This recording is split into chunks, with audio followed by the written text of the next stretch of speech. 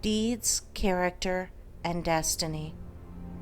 There is, and always has been, a widespread belief in fate, or destiny, that is, in an eternal and inscrutable power, which apportions definite ends to both individuals and nations.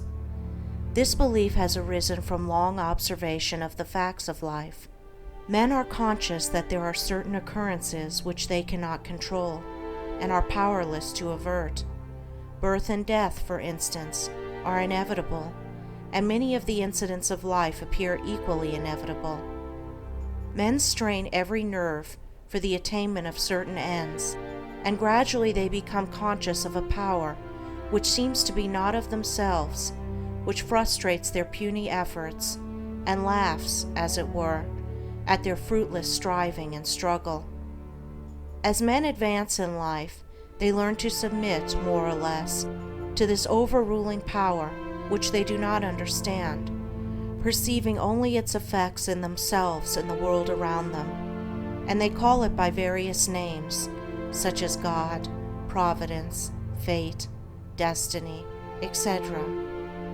Men of contemplation, such as poets and philosophers, step aside, as it were, to watch the movements of this mysterious power, as it seems to elevate its favorites on the one hand and strike down its victims on the other, without reference to merit or demerit. The greatest poets, especially the dramatic poets, represent this power in their works, as they have observed it in nature. The Greek and Roman dramatists usually depict their heroes as having foreknowledge of their fate, and taking means to escape it, but by so doing, they blindly involve themselves in a series of consequences which bring about the doom they are trying to avert. Shakespeare's characters, on the other hand, are represented, as in nature, with no foreknowledge, except in the form of presentiment, of their particular destiny. Thus, according to the poets, whether the man knows his fate or not, he cannot avert it, and every conscious or unconscious act of his is a step towards it. Omar Khayyam's moving finger is a vivid expression of this idea of fate. The moving finger writes, and having writ, moves on, nor all thy piety nor wit shall lure it back to cancel half a line, nor all thy tears wash out a word of it. Thus men in all nations and times have experienced in their lives the action of this invincible power or law, and in our nation today this experience has been crystallized in the terse proverb, "Man proposes, God disposes." But contradictory as it may appear, there is an equally widespread belief in man's responsibility as a free agent. All moral teaching is an affirmation of man's freedom to choose his course and mold his destiny, and man's patient and untiring efforts in achieving his ends are declarations of consciousness of freedom and power. This dual experience of fate on the one hand and freedom on the other has given rise to the interminable controversy between the believers in fatalism and the upholders of free will, a controversy which was recently revived under the term determinism versus free will. Between apparently conflicting extremes, there is always a middle way of balance, justice, or compensation, which, while it includes both extremes, cannot be said to be either one or the other, and brings both into harmony, and this middle way is the point of contact between two extremes. Truth cannot be a partisan, but by its nature is the reconciler of extremes, and so in the matter which we are considering, there is a golden mean which brings fate and free will into close relationship, wherein, indeed, it is seen that these two indisputable facts in human life, for such they are but two aspects of one central law, one unifying and all-embracing principle, namely, the law of causation in its moral aspect. Moral causation necessitates both fate and free will, both individual responsibility and individual predestination. For the law of causes must also be the law of effects, and cause and effect must always be equal. The train of causation, both in matter and mind, must be eternally balanced, therefore eternally just, eternally perfect. Thus every effect may be said to be a thing preordained, but the predetermining power is a cause, and not the fiat of an arbitrary will. Man finds himself involved in the train of causation. His life is made up of causes and effects. It is both a sowing and a reaping. Each act of his is a cause, which must be balanced by its effects. He chooses the cause, this is free will. He cannot choose, alter, or avert the effect, this is fate. Thus free will stands for the power to initiate causes, and destiny is involvement in effects.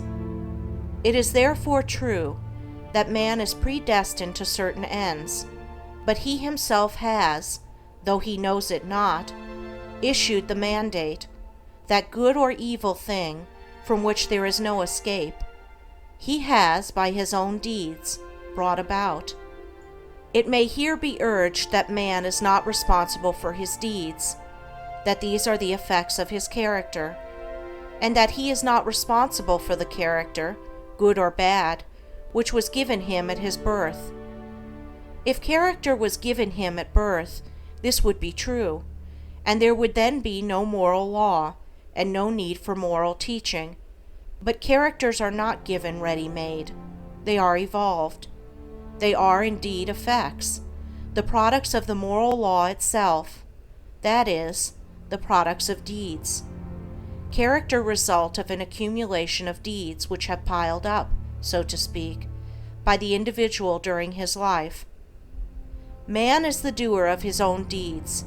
As such, he is the maker of his own character. And as the doer of his deeds and the maker of his character, he is the molder and shaper of his destiny. He has the power to modify and alter his deeds, and every time he acts, he modifies his character. And with the modification of his character for good or evil, he is predetermining for himself new destinies, destinies disastrous or beneficent, in accordance with the nature of his deeds. Character is destiny itself, as a fixed combination of deeds. It bears within itself the results of those deeds. These results lie hidden as moral seeds in the dark recesses of the character, awaiting their season of germination, growth, and fruitage. Those things which befall a man are the reflections of himself, that destiny which pursued him, which he was powerless to escape by effort or avert by prayer, was the relentless ghoul of his own wrong deeds, demanding and enforcing restitution. Those blessings and curses which come to him unbidden are the reverberating echoes of the sounds which he himself sent forth.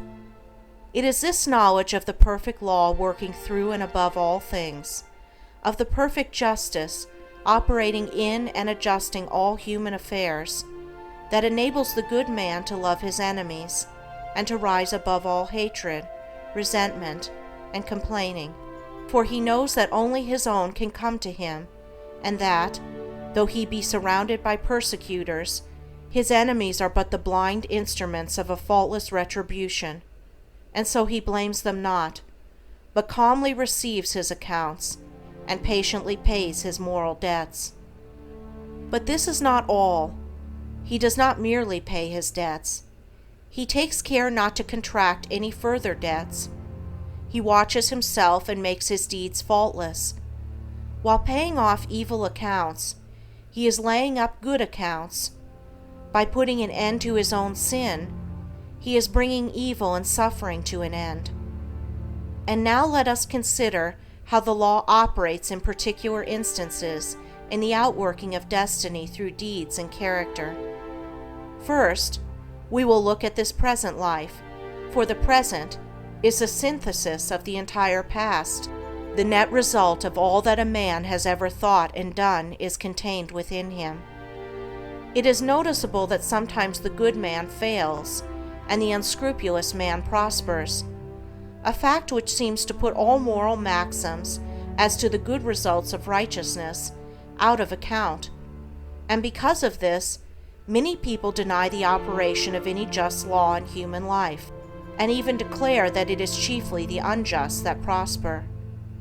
Nevertheless, the moral law exists, and is not altered or subverted by shallow conclusions. It should be remembered that man is a changing, evolving being. The good man was not always good. The bad man was not always bad. Even in this life, there was a time, in a large number of instances, when the man who is now just was unjust, when he who is now kind was cruel, when he who is now pure was impure. Conversely, there was a time in this life, in a number of instances, when he who is now unjust was just, when he who is now cruel was kind, when he who is now impure was pure. Thus the good man who is overtaken with calamity today is reaping the result of his former evil sowing. Later he will reap the happy result of his present good sowing, while the bad man is now reaping the result of his former good sowing. Later he will reap the result of his present sowing of bad. Characteristics are fixed habits of mind, the results of deeds. An act repeated a large number of times becomes unconscious, or automatic. That is, it seems to repeat itself without any effort on the part of the doer, so that it seems to him almost impossible not to do it, and then it has become a mental characteristic. Here is a poor man out of work. He is honest and is not a shirker. He wants work and cannot get it. He tries hard and continues to fail. Where is the justice in his lot? There was a time in this man's condition when he had plenty of work. He felt burdened with it. He shirked it and longed for ease. He thought how delightful it would be to have nothing to do. He did not appreciate the blessedness of his lot. His desire for ease is now gratified, but the fruit for which he longed, and which he thought would taste so sweet, has turned to ashes in his mouth. The condition which he aimed for, namely, to have nothing to do, he has reached, and there he is compelled to remain till his lesson is thoroughly learned. And he is surely learning that habitual ease is degrading, that to have nothing to do is a condition of wretchedness, and that work is a noble and blessed thing. His former desires and deeds have brought him where he is, and now his present desire for work, his ceaseless searching and asking for it, will just as surely bring about its own beneficent result. No longer desiring idleness, his present condition will, as an effect, the cause of which is no longer propagated, soon pass away, and he will obtain employment. And if his whole mind is now set on work, and he desires it above all else, then when it comes, he will be overwhelmed with it. It will flow into him from all sides, and he will prosper in his industry. Then, if he does not understand the law of cause and effect in human life, he will wonder why work comes to him apparently unsought, while others who seek it strenuously fail to obtain it. Nothing comes unbidden. Where the shadow is, there also is the substance. That which comes to the individual is the product of his own deeds. As cheerful industry leads to greater industry and increasing prosperity, and labor shirked or undertaken discontentedly leads to a lesser degree of labor and decreasing prosperity, so with all the varied conditions of life as we see them. They are the destinies wrought by the thoughts and deeds of each particular individual. So also with the vast variety of characters, they are the ripening and ripened fruit of the sowing of deeds. As the individual reaps what he sows, so the nation, being a community of individuals, reaps also what it sows. Nations become great when their leaders are just men. They fall and fade when their just men pass away. Those who are in power set an example, good or bad, for the entire nation.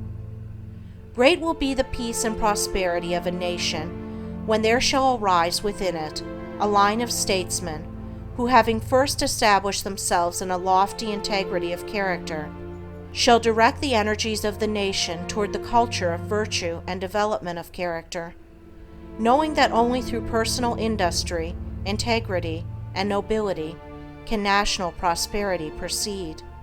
Still, above all, is the great law, calmly and with infallible justice, meting out to mortals their fleeting destinies, tear-stained or smiling, the fabric of their hands.